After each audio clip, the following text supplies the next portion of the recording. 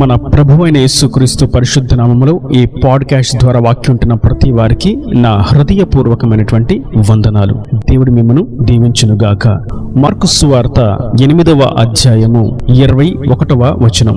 అందుకాయన మీరింకను గ్రహింపకున్నారా అని అనేను. చదివినటువంటి వాక్య భాగంలో ప్రభు ఈ భూమి మీద సశరీరుడిగా సంచరిస్తుండగా ఆయన పరిచర్యలో తాను అనేకమైనటువంటి మాటలను మాట్లాడారు. అయితే నేటి దినాన ఆయన తన శిష్యులతో ఒక మాటను తెలియజేస్తున్నారు. వారిని ప్రశ్న రూపంలో వారికి ఒక గ్రహింపు వచ్చినట్లుగా ఒక మాటను అడుగుతున్నారు. మీరు ఇంకను గ్రహింపకుండా ఉన్నారా అని. ఎందుకని ప్రభు శిష్యులను ఆ మాట అడిగారు అని చూసినట్లయితే ఈ అధ్యాయంలో మనం చూస్తాం. 8వ అధ్యాయము వారు దల్మనూత అనేటువంటి ప్రాంతానికి వచ్చారు.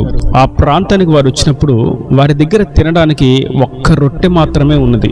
ఇక తినడానికి వారి దగ్గర ఏమీ లేదు. ఈ సందర్భంలో ప్రభు వారితో ఒక మాట చెప్పారు. శిష్యులారా, మనం దల్మనూత ప్రాంతానికి రాకమునుపు శాస్త్రులు, సద్దుకయ్యులు, పరిసయ్యులు మన యొద్దకు వచ్చి నన్ను శోధించడానికి ఎటువంటి ప్రశ్నలు వేశారో మీరు గుర్తించారా? వారికి సూచనలు కావాలి అని అంటున్నారు, అద్భుతాలు కావాలి అని వారు అడుగుతున్నారు. అయితే మీరు జాగ్రత్తగా ఉండండి, నేను వెడలిపోవు సమయం ఆసన్నమైనది. నేను మీ యొద్ద నుండి వేరు చేయబడిన తర్వాత వారు మిమ్మును సైతం శోధిస్తారు. కాబట్టి మీరు జాగ్రత్తగా ఉండండి.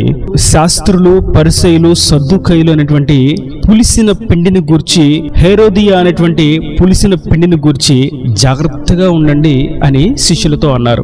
వారు అనుకున్నారు, ఆయన ఎందుకు చెప్తున్నారో ఆ మాట వారికి అర్థం కాక, మన దగ్గర ఒక్క రొట్టె ఉన్నది కదా, ఇప్పుడు తినడానికి మన దగ్గర ఏమీ లేదు కదా, బోధకుడికి కోపం వచ్చినట్లుంది, ఆయన తినడానికి మీరు ఎందుకు జాగ్రత్త పడలేదు, రొట్టెలు ఎందుకు తీసుకురాలేదని అడుగుతున్నారు, ఆయన కోపపడుతున్నారు అని వారిలో వారు అనుకుంటూ ఉన్నారు. హృదయాంతరంగపు ఎదలోతుల్లో ఉన్న వాటిని చూడగలిగినటువంటి ప్రభువుకు మొరగి ఉన్నది ఏమున్నది? ఆయన అంటారు, వారి హృదయాంతరంగం ఎరిగి, వారి హృదయాలోచనలను ఎరిగి, శిష్యులరా, మీరు ఇంకనూ గ్రహింపకుండా ఉన్నారా? అసలు మనం ఇప్పుడు ఎక్కడి నుండి వచ్చాం? మనం వచ్చినటువంటి ప్రాంతంలో వేలాది జనులకు ఆహారాన్ని ఎలా సిద్ధపరిచారు మీరు గుర్తులేదా? కేవలం 7 రొట్టెలు, కొన్ని చిన్న చేపలు ఉంటే వాటిని 4,000కు పైగా పంచాం. అది మీరు మర్చిపోయారా? 7 రొట్టెలు, కొన్ని చిన్న చేపలు ఎంతమంది తింటారు? సరే, 7గురు తినొచ్చు అని అనుకుందాం. మరి 4,000 మంది ఏ విధంగా తిన్నారు? వారికి ఆకలి ఏ విధంగా తీర్చబడినది? మీరు దాన్ని ఇంకను గ్రహింపకుండా ఉన్నారా? నేను ఆశీర్వదించి దానిని విరిచి మీకిస్తే మీరు అక్కడున్న జనసమూహం అంతటికి పంచారు కదా, మరి ఇప్పుడు మీ దగ్గర ఒక్క రొట్టె ఉంటే మనకు సరిపోనట్లుగా నేను దాన్ని చేయలేనా? మీ కడుపు నింపబడినట్లుగా నేను దాన్ని ఆశీర్వదించలేనా? మీరెందుకు తొందరపడుతున్నారు? నా హృదయ ఆలోచనలను మీరెందుకు గ్రహింపకుండా ఉన్నారు? నేనైతే మీ హృదయ ఆలోచనలను గ్రహించగలుగుతున్నాను, మీరెందుకు నా యొక్క ఆలోచనలను గ్రహింపకుండా ఉన్నారు? మీరు ఇంకనూ నాతో పెనవేసుకోలేదు, ఇంకనూ మీరు నాతో మీ హృదయం ఐక్యపరచబడలేదు, మీరు ఇంకనూ నన్ను గూర్చి గ్రహింపులేని వారుగానే మిగిలిపోయారు అని అంటున్నారు. ఈ వాక్యం ఉంటున్నటువంటి నా ప్రియ సహోదరులారా, నేడు అదే మాట ప్రభు మనలను అడుగుతున్నారు. మీరు ఇంకనూ గ్రహింపకుండా ఉన్నారా? నేను చేసిన ఆశ్చర్య కార్యాలను, గడిచిన దినముల్లో మీ కొరకు నేను చేసినటువంటి భీకరమైనటువంటి కార్యాలను, మీ జీవితంలో మీరు ఊహించినటువంటి కార్యాలను ఎన్ని చేశానో, ఎన్ని ఆశ్చర్యాలను, ఎన్ని అద్భుతములను నేను మీ కొరకు మీ జీవితంలో చేసి ఉన్నానో ఇంకనూ గ్రహింపకుండా ఉన్నారా? ఇప్పుడు ఉన్నటువంటి సమస్యను బట్టి, శ్రమలను బట్టి, శోధనలను బట్టి ఎందుకు మీరు కుమిలిపోతూ ఉన్నారు? నన్ను మీరు ఇంకనూ గ్రహింపలేక ఉన్నారా? ఇదిగో, ఇంతకంటే భయంకరమైనటువంటి పరిస్థితి పూర్వపు దినములలో, తొలిటి దినాల్లో వచ్చినవి. ఆయనను వాటిని ఏ విధంగా మీ కొరకు నేను పరిష్కరించానో మీరు మర్చిపోయారా? ప్రభు అడుగుతున్నారు. మనం కొన్నిసార్లు దేవుడు గత జీవితంలో చేసినటువంటి ఆశ్చర్యాలను, కార్యాలను మనం మర్చిపోతూ ఉంటాం. కానీ వాటిని మనము గుర్తు పెట్టుకునవలసిన వారమై ఉన్నాం. ప్రభు అడుగుతున్నారు, శిష్యుల్ని అడుగుతున్నారు. ఆయన ప్రక్కనే ఉంటూ, ఆయనతో పాటు కలిసి నడుస్తూ, ఆయనతో పాటు కలిసి భుజిస్తూ, ఆయన వెంటే ప్రయాణం చేస్తూ, ఆయనను ముఖాముఖిగా చూసి, ఆయన స్వరాన్ని స్పష్టంగా వింటూ, ఆయనతో వీరు మాట్లాడుతూ, ఆయనతో కలిసి జీవిస్తున్నటువంటి జనులే, శిష్యులే మర్చిపోతే మరి మీ నా పరిస్థితి? ప్రభు అంటున్నారు, మీరు మర్చిపోకండి, గ్రహించండి. మీరు ఆత్మీయ గ్రహింపు కలిగిన వారుగా ఉన్నారు. మీకు ఆత్మీయ స్పృహ కావాలి. ఉద్యోగం లేదని, వ్యాపారంలో నష్టం వచ్చిందని, నేను వ్యాపారంలో ముందుకు సాగలేకపోతున్నానని, కుటుంబాన్ని సరిగ్గా పోషించలేకపోతున్నానని, ఆరోగ్యం లేదని, నాకు గృహం లేదని, ఆర్థిక ఇబ్బందులు ఉన్నాయని, అప్పుల వలయాలను చిక్కుకొని ఉన్నానని, చీకటి క్రియలు నన్ను బలహీనపరుస్తూ ఉన్నాయని, నేను ముందుకు సాగలేకపోతున్నానని, ఆత్మీయతలు ఎదగలేకపోతున్నాను చేయలేకపోతున్నానని, ప్రార్థన చేయలేకపోతున్నానని మీరు ఎదురుగా ఉన్నదాన్ని బట్టి అయ్యో ఒక్కటే ఉంది, అయ్యో ఈ కొంచెమే, అయ్యో నా వల్ల కావట్లేదు, నాకు కొంచెం జ్ఞానమే ఉన్నది, నేను ఎగ్జామ్లో ముందుకు సాగలేకపోతున్నానని మీరెందుకు గ్రహింపు లేకుండా ఉన్నారు? మీరెందుకు తొందరపడుతున్నారు? నన్ను గూర్చినటువంటి గ్రహింపు లేకుండా ఎందుకు మీరు ఉన్నారు? నేను చేయలేనా మీ కొరకు సర్వ సృష్టిని సృజించిన వాడను, ఆకాశమును, భూమిని, సూర్యచంద్రులను, సమస్తమును, ఆహారమును, సమస్తమును కూడా మీ కొరకే నేను సృష్టించాను. వాటిని మీరు ఎలాగా మర్చిపోతున్నారు? ఆకాశాన్ని చూడండి, అది మీ కొరకే. మీరు నిలబడినటువంటి భూమిని చూడండి, అది మీ కొరకే. మీ కొరకు ప్రకాశమైనటువంటి గొప్ప వెలుగును, జ్యోతిని ఉంచాను ఆకాశంలో. ఆ సూర్యుడు మీ కొరకే. సాయంకాలం వేళ చల్లటి వెన్నెల కొరకు చిన్న జ్యోతిని పెట్టాను, చంద్రుడిని, అది మీ కొరకే. ఎన్ని చేసిన నేను మీరున్నటువంటి స్థితిలో నుండి మిమ్మల్ని నేను విడిపించలేనా? మీరు ఇంకాను ఎందుకు గ్రహింపక ఉన్నారు? శిష్యులతో ప్రభు మరలా అంటారు, 5 రొట్టెలు 2 చేపలు ఉన్నప్పుడు మనం ఎంతమందికి పంచాము, ఎన్ని గంపలు మిగిలినయో మీకు గుర్తు ఉన్నాయా అని అడిగితే, గుర్తున్నాయి ప్రభువా, 12 గంపలు అన్నారు. మరి నిన్నటి దినాన 7 రొట్టెలు కొన్ని చిన్న చేపలు ఎన్ని వేల మంది తిన్నారు, మీకు గుర్తున్నదా అని అడిగితే, అవును ప్రభువా, 4,000 కంటే ఎక్కువ మంది తిన్నారు. మరి ఎన్ని గంపలు మిగిలినయో మీకు గుర్తులేదా? గుర్తున్నాయి ప్రభువా.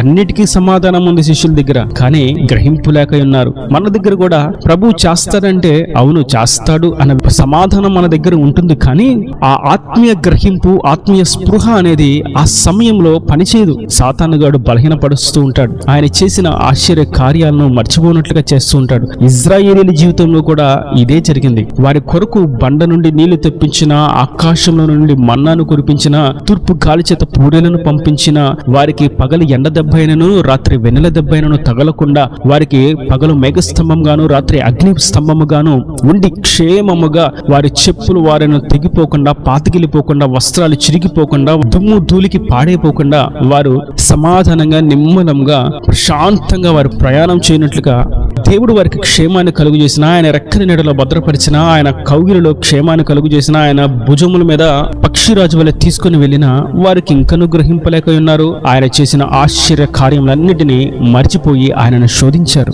వారి యొక్క జీవితం గ్రహింపు లేకపోవడం చేత ఆ అరణ్యంలోనే, ఆ ఎడారిలోనే, వారి ప్రయాణంలోనే ముగించబడినది. ఈ వాక్యం ఉంటున్నటువంటి నా ప్రియ సహోదరులారా, ఆత్మీయ గ్రహింపు మనకెంతో ముఖ్యం. క్రీస్తును అంగీకరించి సర్వసత్యములో, క్రీస్తు మార్గములో ఆయనను అనుసరిస్తూ సర్వోన్నతమైనటువంటి స్థానానికి, నిత్య రాజ్యమునకు, నిత్యపురమునకు చేరవలసినటువంటి మనం ఆత్మీయ స్పృహ కలిగిన వారమై ఉండాలి. అది నిశ్చయముగా ఆత్మీయుని యొక్క లక్షణం. ఈ ఆత్మీయ గ్రహింపు లేని ఎడల సాతాను సులువుగా పడవేస్తూ ఉంటాడు. సౌలును పడవేశాడు, లోతును పడవేశాడు, ఇస్కరియోతు యూదాను పడవేశాడు, ఉజ్జియాను పడవేశాడు, సొలొమోనును పడవేశాడు, సంసోనును పడవేశాడు. ఇలా మనం చూస్తూ ఉంటే అనేకులు ఆత్మీయ గ్రహింపు లేకపోవడం చేత పడిపోయిన స్థితిలో మిగిలిపోయారు. కానీ నేటి దినాన ప్రభు అంటున్నారు, మీరు ఆత్మీయ గ్రహింపు కలిగిన వారుగా ఉండండి. నా శక్తి శౌర్యముల మీద, నా పరాక్రమముల మీద మీరు దృష్టి ఉంచండి. నేను చేసిన ఆశ్చర్య కార్యములను, భీకర కార్యములను మీ కనుల ఎదుట ఉంచుకునండి.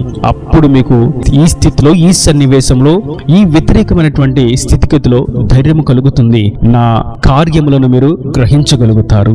శిష్యులకు అర్థమైంది ఆ సమయంలో. నేడు ఇప్పుడు మనకు అర్థం కావాలి. మనము గ్రహింపు లేని వారంగా ఉండకూడదు. ఈ లోకం అంతం కాబోతుండగా, ఈ అంత్య దినాల్లో సాతాను దేవుడి మీద ఉన్నటువంటి విశ్వాసాన్ని, గురిని తప్పించడానికి బహువేగమే ప్రయత్నాలు, బాణాలు వేసేటువంటి పని చేస్తూ ఉంటాడు. కనుక నా ప్రియ సహోదరులారా, మనం ఆత్మీయ గ్రహింపు కలిగిన వారమై ఉన్నాము. ప్రక్కనే ఉన్నప్పటికీ, వాక్యాన్ని రోజు చదువుతూ ఉన్నప్పటికీ, ప్రార్థన చేస్తూ ఉన్నప్పటికీ గ్రహింపు లేకుండా ఉంటే ప్రభు అడుగుతారు. శిష్యులు కూడా అంటారు, నాకు తండ్రిని చూపించండి అని అడుగుతారు. శిష్యులతో అంటారు, ప్రభు మీరు ఇన్నాళ్ళ నుండి నాతో ప్రయాణం చేస్తారు, ఇంకా నన్ను మీరు గ్రహింపకుండా ఉన్నారా? నన్ను చూసిన వాడు తండ్రిని చూసినట్లే అని వారితో స్పష్టంగా చెప్పారు. ఇలా మనం చూస్తూ ఉంటే ఎన్నో గ్రహింపు లేనటువంటి సన్నివేశాలు మనకు ఎదురవుతూ ఉంటాయి. నేడు మనం గ్రహింపు కలిగిన వారంగా, క్రీస్తు మనసుని ఎరిగిన వారంగా, దేవుని యొక్క హృదయంలో ఉన్నటువంటి లోతును మనం గ్రహించిన వారంగా, ఆయనతో అంటుకట్టబడిన వారంగా, ఆయనతో పెనవేసుకున్న వారంగా, ఆయన ఆలోచనలను ఎరిగిన వారంగా, ఆత్మీయ స్పృహ కలిగిన వారంగా, ఆధ్యాత్మిక వృద్ధిని పొందుకుంటూ, ఆత్మీయ యాత్రలో అపవాదిని ఎదురుస్తూ, అధిరోహిస్తూ, జయమును పొందుకుంటూ, విజయోత్సవంతో ముందుకు సాగిపోదము గాక. ఈయన దేవుని మాటల ప్రతి వాని హృదయంలో నీరుకట్టి ఫలింపు చేయను గాక. ఆమేన్. God bless you. తలలో వంచి కన్నులు మూసినట్లయితే మీ కొరకు చిన్న ప్రార్థన. ప్రేమ స్వరూపీకరణ కటాక్షం గల తండ్రి, నా ప్రభా, ఈ వాక్యమైన ప్రతి వారిని మీరు నిండాలుగా దీవించండి, ఆశీర్వదించండి. ఆత్మీయ గ్రహింపు కలిగిన వారమై, ఆత్మీయ స్పృహ కలిగిన వారమై ఉండాలని మీరు సెలవిచ్చినటువంటి నీ అమూల్యమైనటువంటి మాటలను బట్టి నీకు స్తోత్రం. ఇక మీదట నీవు చేసిన కార్యములను అద్భుతములను గుర్తు పెట్టుకున్న వారంగా, జ్ఞాపకం ఉంచుకున్న వారంగా, నిన్ను గూర్చినటువంటి గ్రహింపు కలిగిన వారంగా ఉండటకు కృప దయచేయండి. వాక్యం ప్రతి వారిని మీరు అట్టి విధంగా ఆశీర్వదించి వారి ప్రతి అవసరం అక్కరు నీ మహిమను తీర్చి నీ రాకడ రాజ్యంలో సిద్ధపరచమని యేసు పరిశుద్ధ నామమున ప్రార్థించి వేడుకుంటున్నాను తండ్రి. ఆమేన్, ఆమేన్.